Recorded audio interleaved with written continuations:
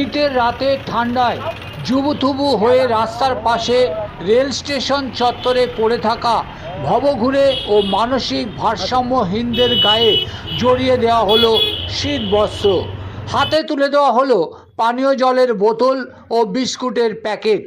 বৃহস্পতিবার এমনই ছবি ধরা পড়ল বারাসাত হাসনাবাদ রেল শাখার হাড়োয়া রোড স্টেশনের প্ল্যাটফর্ম সহ বেড়াচাপা দেগঙ্গা বাজারের পাশাপাশি বারাসাত রেল জংশনে।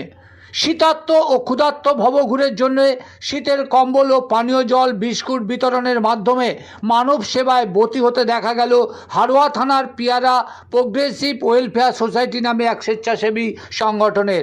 হাড়োয়ার পিয়ারা গ্রাম থেকে বারাসাত স্টেশন 31 কিলোমিটার রাস্তার মাঝে 150 জন ভবঘুরে ও মানসিক ভারসাম্য পুরুষ মহিলা পেল শীত বস্ত্রের পাশাপাশি ক্ষুধা নিবারণের খাবার।